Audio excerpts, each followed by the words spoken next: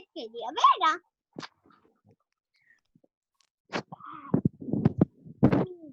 Vamos volviendo. ¿Y dónde está mi power? Ah,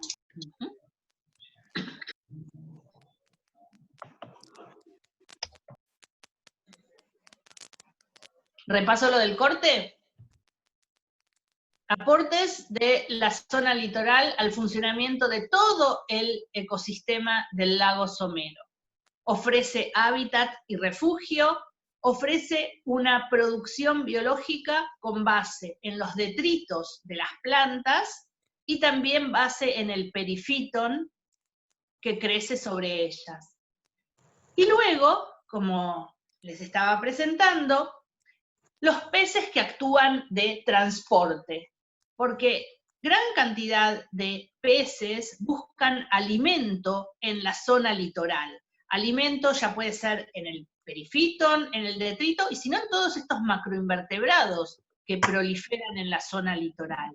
Y estos peces que se alimentan de los organismos que están aquí, luego nadan y se desplazan hacia la zona pelágica, en donde aportan sus propios detritos, en donde pueden ser presa de otros peces piscívoros, y donde además, si mueren, bueno, ya forman parte ellos mismos del pool de detritos, con lo cual hay una transferencia de recursos en forma de pez que se nutre en la zona litoral y que viaja hacia la zona de aguas abiertas, a donde aporta esta materia y energía que capturó en la zona litoral.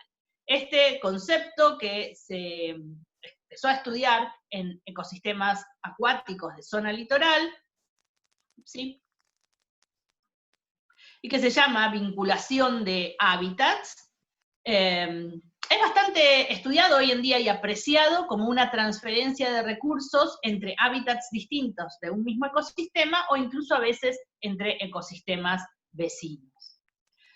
Desde otro punto de vista, desde el punto de vista que tiene que ver con la relación con el hombre, el anillo de vegetación litoral es el primer frente que recibe el impacto del entorno.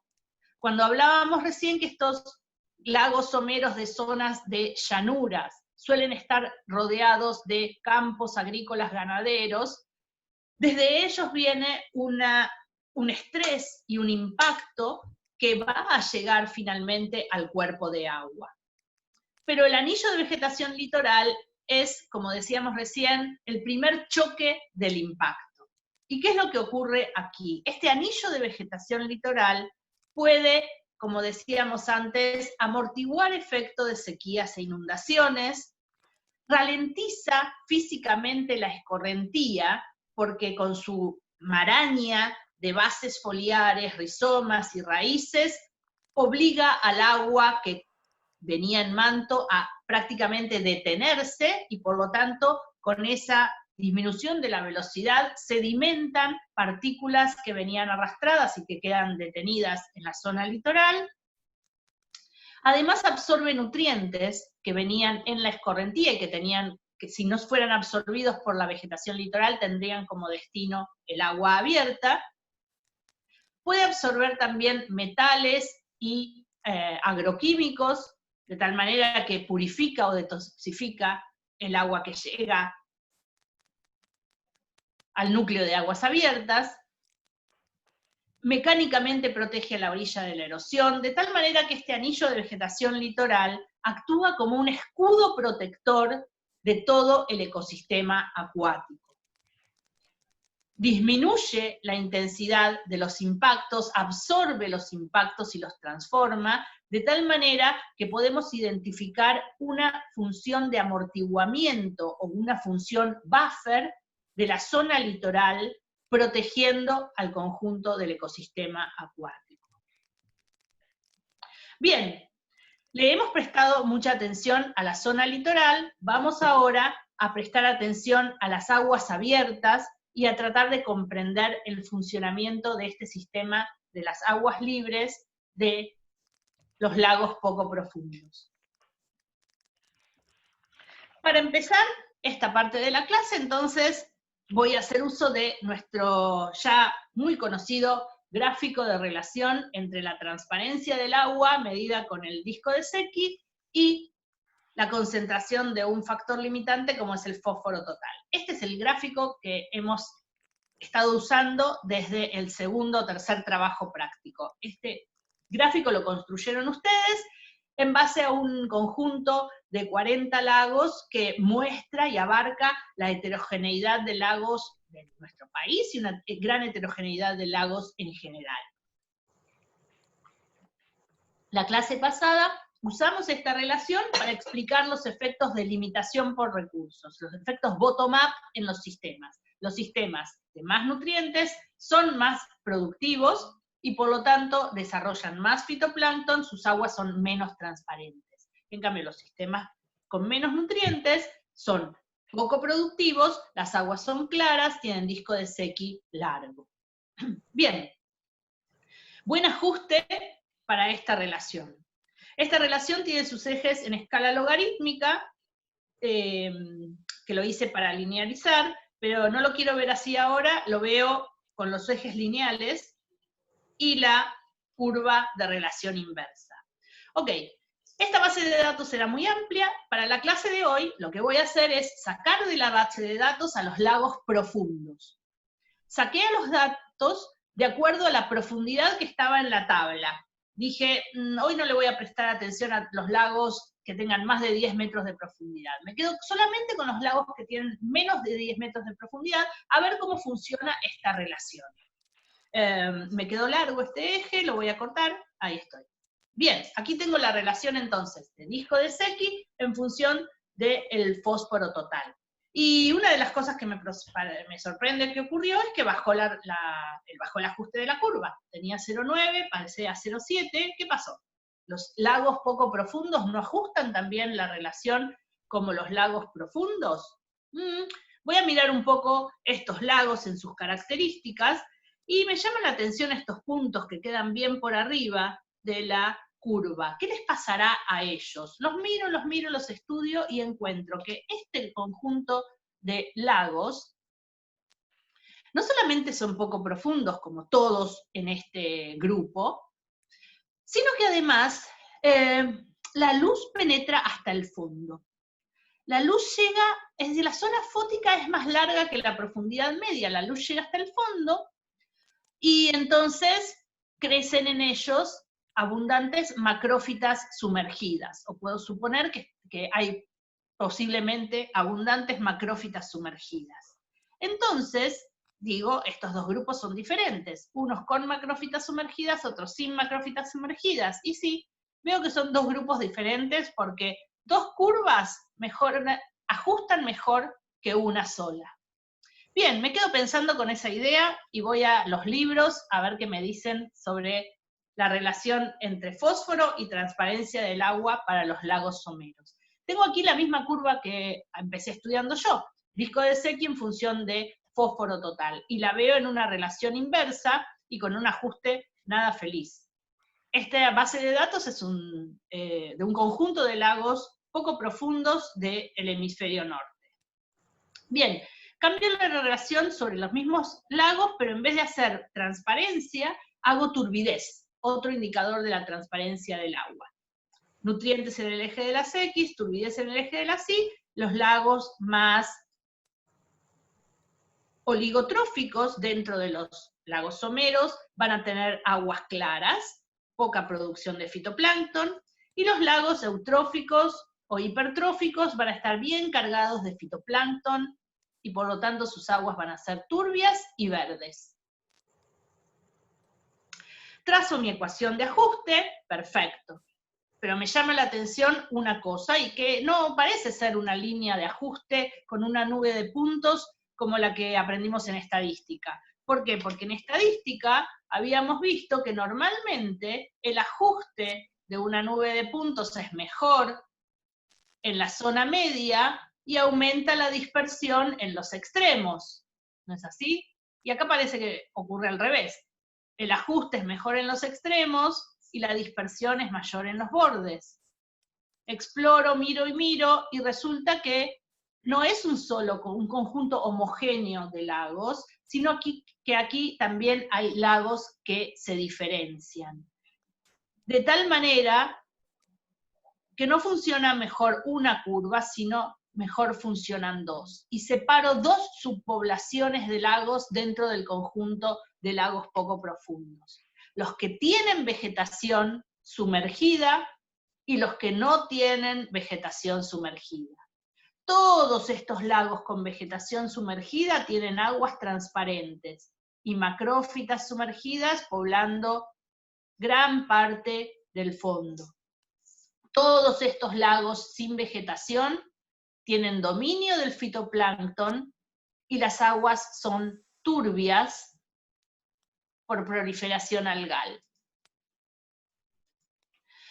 Bien, veamos qué quiere decir esto. Voy a agarrar este gráfico, lo pongo en el piso y voy a analizar, por un lado, el extremo de poca carga de nutrientes. Ahí seguro que los lagos van a ser claros y los productores dominantes van a ser las macrófitas sumergidas. En el otro extremo del gradiente, las aguas van a estar dominadas por el abundante crecimiento del fitoplancton, gracias a que hay muchos nutrientes. En el medio, en cambio, algunos lagos van a ser claros con macrófitas sumergidas y otros lagos van a ser turbios con fitoplancton. No hay lagos en donde convivan en equilibrio fitoplancton en abundancia y macrófitas sumergidas en abundancia. No es un reemplazo gradual del tipo de productores, es o uno u otro. De tal manera que podemos hablar de estados diferentes, estados que cada uno de ellos es estable, pero que no coexisten en el mismo lago en el mismo momento. O el lago es o está dominado por macrófitas con aguas claras, o es o está dominado por fitoplancton con aguas turbias. Fitoplancton, representado en este caso por la abundancia de clorofila, y macrófitas sumergidas, representado por esta curva de vegetación, no coexisten. Pueden reemplazarse uno a otro. Y de hecho en este gráfico vemos que para un lago, a lo largo del año, tiende a dominar el fitoplancton, excepto en el verano, probablemente esta sea la fase de aguas claras, en donde ahí la ventana de luz que deja el fitoplancton, por ausencia, es aprovechada por las plantas sumergidas para proliferar. Y esto probablemente tenga que ver con la forma de la cubeta, esto que habíamos mencionado al principio de la clase. Los lagos profundos, que tienen una pendiente importante y bien desarrollada, pueden dar lugar a la convivencia entre plantas sumergidas, donde la luz llega hasta el fondo, suficiente para la fotosíntesis, y tener otra parte de la masa de agua en donde domina el fitoplancton. Pero si la forma de la cubeta es más del tipo palangana, como suele ser en los lagos poco profundos, la luz llega al fondo o no llega al fondo. Es dramática la diferencia, es como un switch. Si llega al fondo, crecerán las plantas sumergidas y el agua será relativamente clara. Si no llega al fondo porque el fitoplancton la intercepta, entonces no hay posibilidad de colonización por parte de las plantas sumergidas. De tal manera que esta idea de estados diferentes como posibilidad para lagos de la parte intermedia del gradiente de nutrientes da origen a uno de los conceptos fundamentales de la ecología acuática y el más importante para explicar el funcionamiento de los lagos poco profundos, que es la hipótesis de los estados estables alternativos. ¿Cuáles son los estados estables? ¿Dominados por macrófitas o dominados por fitoplancton? Y son alternativos porque el sistema está o es de uno u otro tipo. Si queremos estudiar la posible variación del estado de un lago a medida que cambia la concentración de nutrientes, empecemos aquí, con una situación en donde tenemos un lago poco profundo, con baja concentración de nutrientes, y por lo tanto en un estado de aguas claras. Aquí la vegetación sumergida puede estabilizar el sistema en un estado de aguas claras hasta relativamente una alta concentración de nutrientes. Quiere decir que si aumenta la concentración de nutrientes, el sistema todavía va a estar dominado por vegetación con aguas claras, hasta que llegado a un valor crítico de turbidez, el sistema pasa al estado de aguas turbias.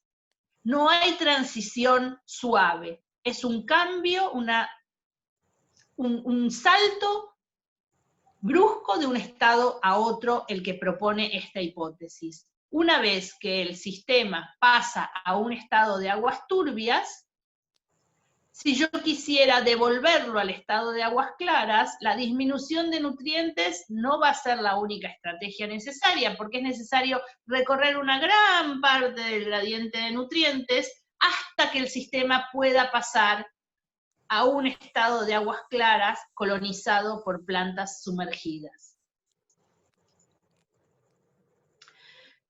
No le hemos puesto valor a estos umbrales, porque ese valor de concentración de nutrientes al cual ocurren los cambios puede depender del tamaño del lago, de la profundidad, del clima regional y de otros factores. De tal manera que los sistemas tienden a estabilizarse en uno u otro estado.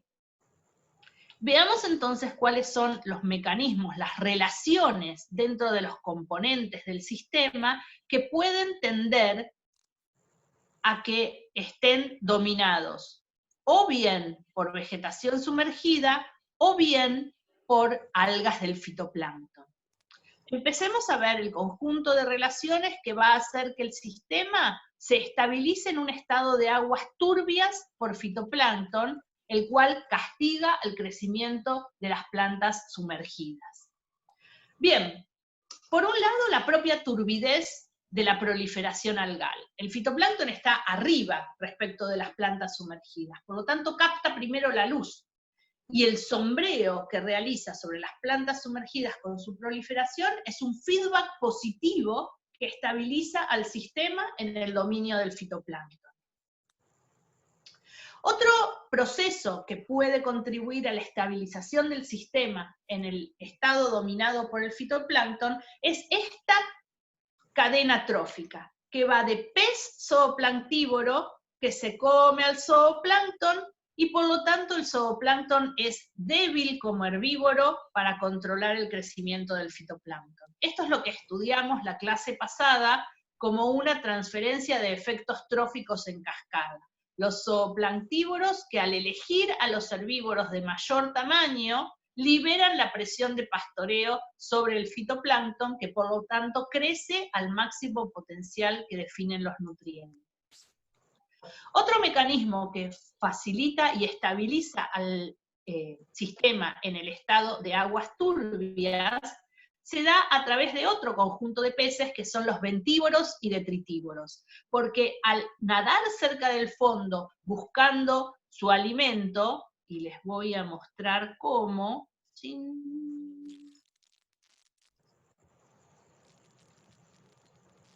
este señor nos va a mostrar cómo, acá, acá.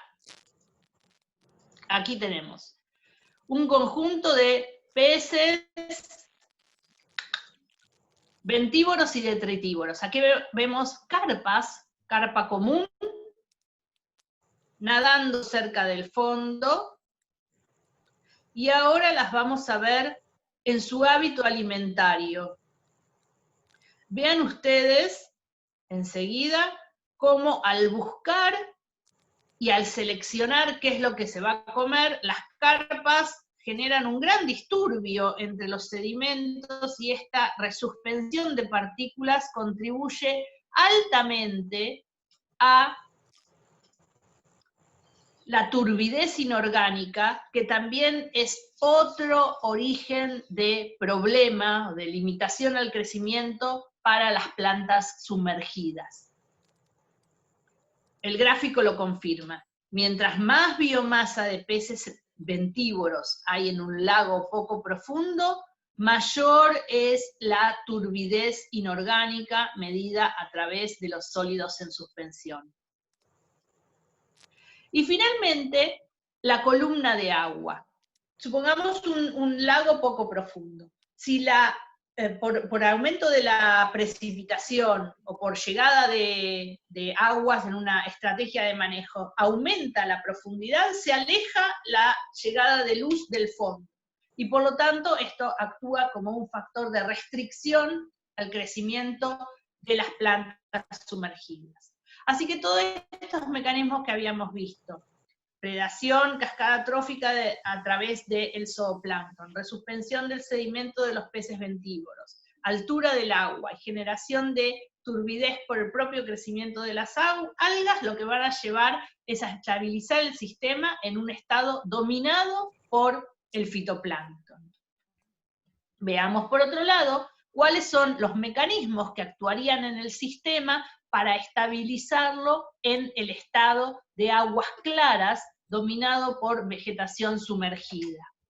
Bueno, en primer lugar y muy importante, las plantas sumergidas tienen acceso a los nutrientes de los sedimentos, lo cual les da un potencial de crecimiento mayor que el que puede tener el fitoplancton en aguas de baja carga de nutrientes, porque la concentración de nutrientes en el sedimento es mucho más alta que en el agua. Los sedimentos tienen capacidad de intercambio catiónico, es decir, tienen complejo absorbente, y entonces la concentración, la disponibilidad de nutrientes allí, al cual tienen acceso las raíces de las plantas sumergidas, pero no el fitoplancton, es mucho más alta. Este gráfico lo que nos muestra es una experiencia de implantación de macrófitas en este lago, que tenía nutrientes en el agua, pero sobre todo muchísimos nutrientes contenidos en la biomasa del fitoplancton. En este año, en 1987, lo que hicieron fue implantar macrófitas sumergidas. Y el crecimiento sucesivo de las macrófitas sumergidas captó los nutrientes del agua y también impidió la proliferación del fitoplancton. Quiere decir que actúa como una bomba, como una aspiradora de nutrientes, la planta sumergida, que restringe la disponibilidad de nutrientes para los otros compartimentos del sistema.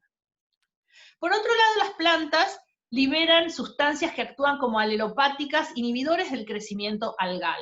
Esto está mencionado en la mayor parte de la bibliografía, sobre todo la que habla de estudio en laboratorio. En el campo no está tan confirmado, pero se cree que es un mecanismo que está actuando.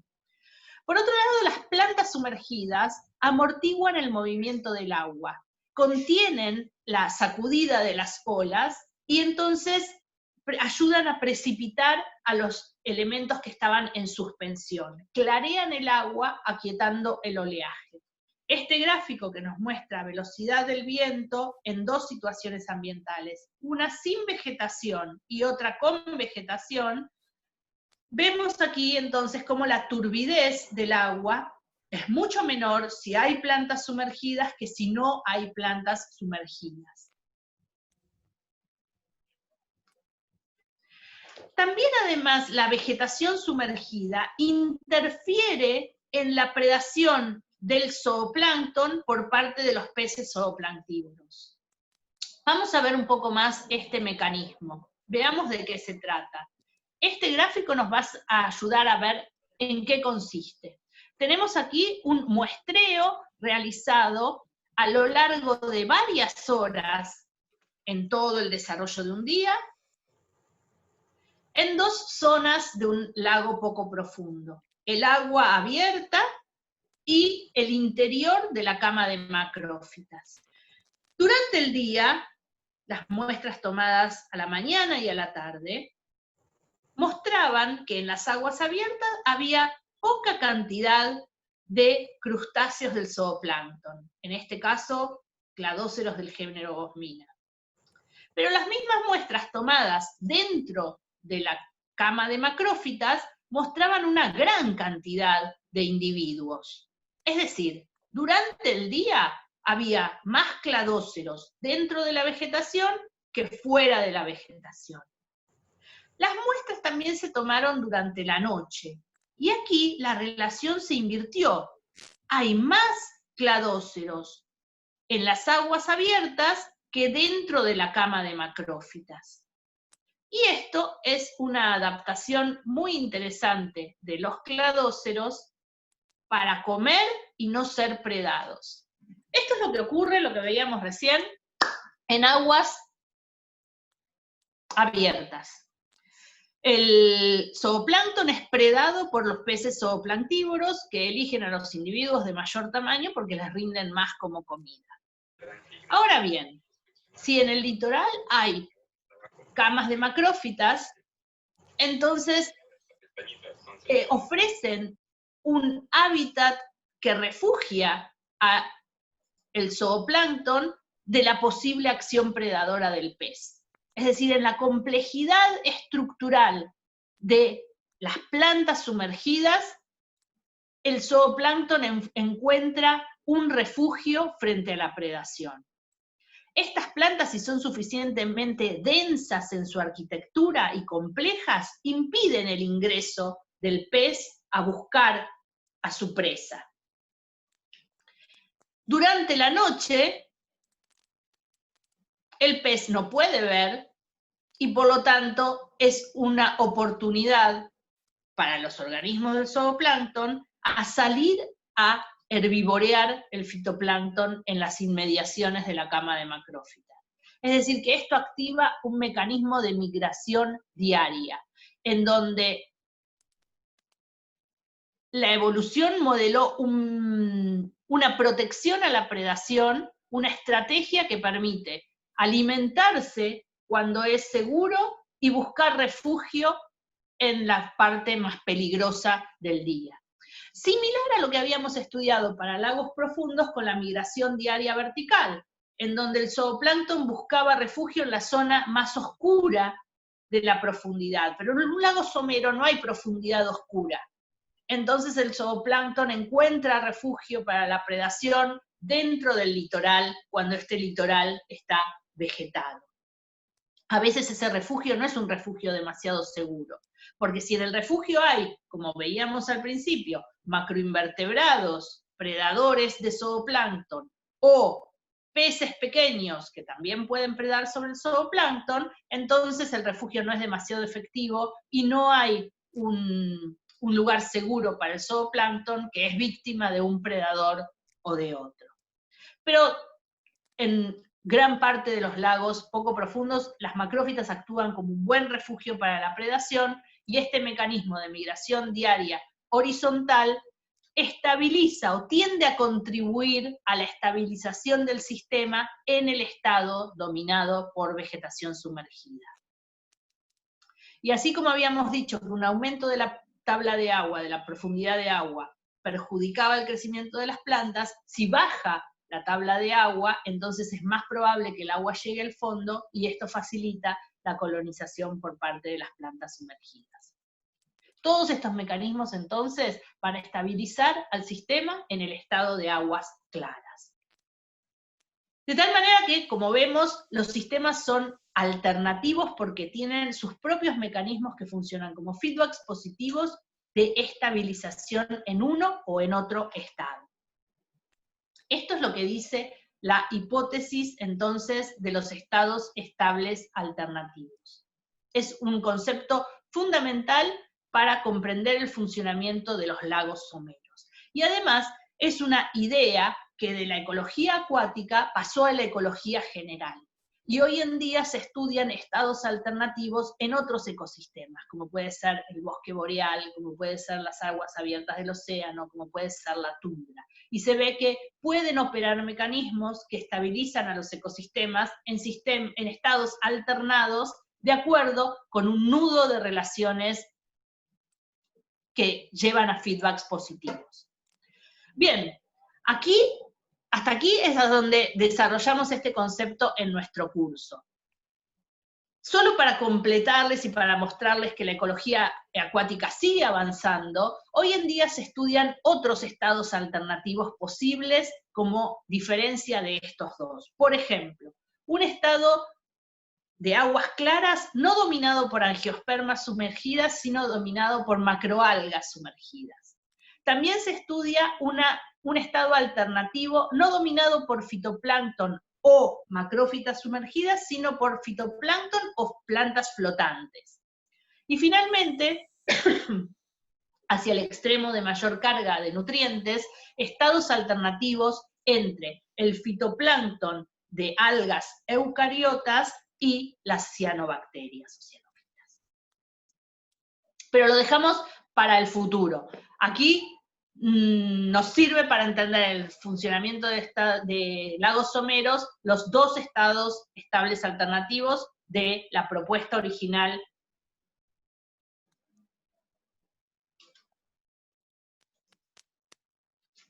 de la década del 80 más o menos. Ok, entonces, resumiendo lo que hemos visto en la clase de hoy. Hemos visto cómo la luz dentro del ambiente del lago Somero también resulta crítica para definir la colonización del ambiente por parte de los productores. También hemos visto como rasgo distintivo de estos lagos que no tienen estratificación térmica permanente, sino que están bajo un régimen de mixis prácticamente continua, lo que los hace entrar dentro del grupo de los polimícticos. También vimos particularidades en el funcionamiento químico de los nutrientes en relación con fuertes procesos que van a llevar a denitrificación y recarga interna de fósforo. No lo mencionamos en particular, pero sabemos que existe una sucesión de grupos funcionales del fitoplancton que van a tratar de maximizar el aprovechamiento de los recursos a lo largo de la estación de crecimiento. Y el zooplancton acopla su crecimiento a la posibilidad de herbivorear, de pastorear sobre este fitoplancton. También vimos que aquí opera la selección que realizan los zooplanctívoros sobre los herbívoros de mayor tamaño. También operan los mecanismos bottom-up, top-down y las cascadas tróficas que estudiamos para los ecosistemas de lagos profundos. Y vimos la importancia de la zona litoral, la complejidad que ofrece el refugio, la oferta de recursos, la variedad de sus tipos de plantas dominantes y su efecto buffer de protección del impacto ambiental de alrededor.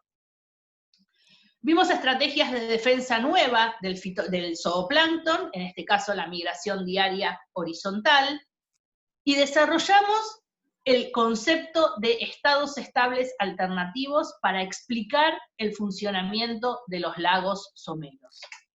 Así que todo eso lo metemos adentro del lago Somero y cuando lo vemos funcionar tenemos que apreciar todos esos procesos que explican su flujo de energía y su ciclo de nutrientes.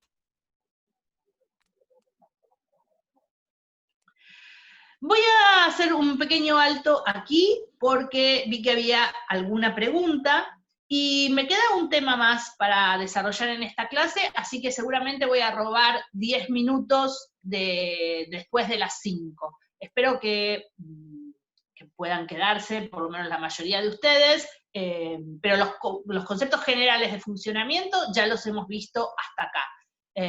Así que ahora, aunque queda poco tiempo, seguro que va a haber una nueva reconexión. Y antes de avanzar sobre el nuevo tema, voy a contestar esta pregunta de Sofía, si puedo repetir la primera razón de estabilización del estado de aguas turbias. Sí, retrocedamos y lo hacemos antes de cambiar de tema.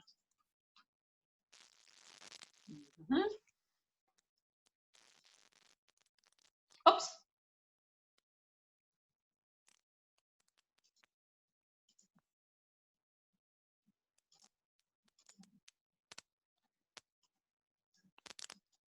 Aquí estoy, y vuelvo al estado de aguas turbias, chin, chin, chin, chin, y empecé por acá. Era algo muy sencillo. Estado de aguas turbias, ok, lo primero que mencioné, Sofía y todos, era que la misma proliferación del fitoplancton intercepta luz, enturbia el agua, y eso aumenta el coeficiente de extinción de la luz, por lo tanto, acorta la zona fótica, no llega luz al fondo, y eso impide el crecimiento de las macrófitas. Este es el primer mecanismo que mencioné. ¿Está bien? ¿Era este el que querías repetir?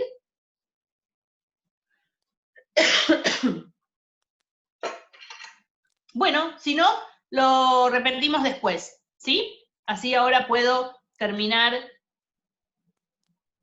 el conjunto de la clase. Tin, tin, tin, ¿dónde estoy? ¿Dónde estoy? Estoy acá.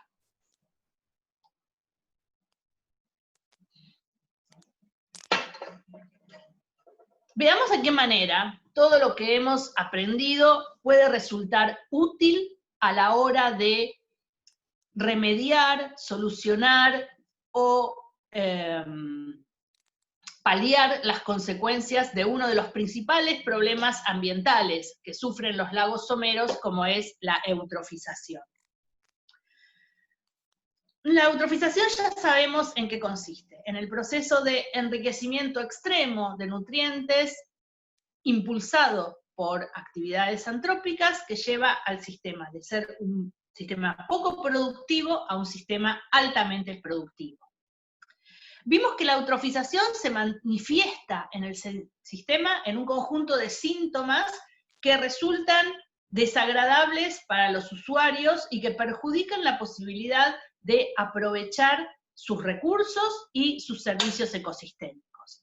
Turbidez del agua, dominio de cianofisias, desaparición de especies pesqueras. Las macrófitas mueren, se pueden erosionar las orillas, hay una pérdida de biodiversidad y por lo tanto una pérdida total del espacio como posibilidad de aprovechamiento en sus recursos o para recreación. Y esto lleva a la preocupación de la población, es decir, es un problema que puede afectar a usuarios que se quejan y que reclaman una solución.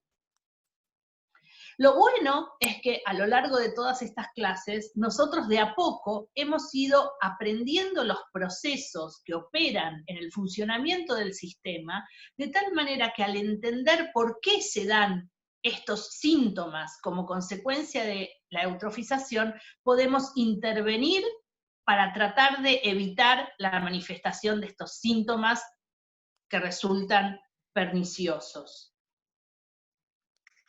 La eutrofización es un problema muy extendido, es un problema que empieza a preocupar en el hemisferio norte en la década del 50 o del 60, pero que se ha hecho ahora ampliamente universal, sobre todo asociado a la descarga de efluentes cargados de nutrientes y a la llegada de erosión desde la cuenca o de excedentes de fertilizantes.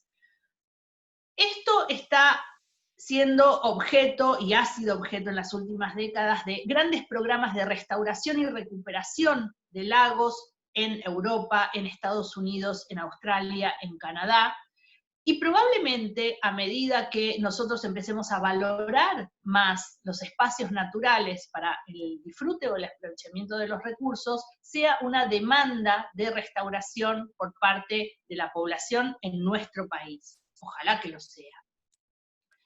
Para eso entonces, para abordar un problema de tratamiento de un lago afectado por eutrofización, naturalmente lo primero que es necesario hacer es identificar la fuente de llegada de los excedentes de nutrientes. Y cuando hacemos esto en un estudio de qué es lo que ocurre en la cuenca, podemos identificar y diferenciar entre fuentes puntuales como descargas de efluentes municipales, descargas de planta de tratamiento primario y secundario pero no terciario, descargas de feedlots, descargas de establecimientos industriales, todo esto que se asocia con un punto de descarga concentrado en el espacio. Lo distinguimos de lo que son las fuentes difusas, aquellas que llegan en manto con la escorrentía general de la cuenca, desde campos de cultivo, desde ambientes naturales, desde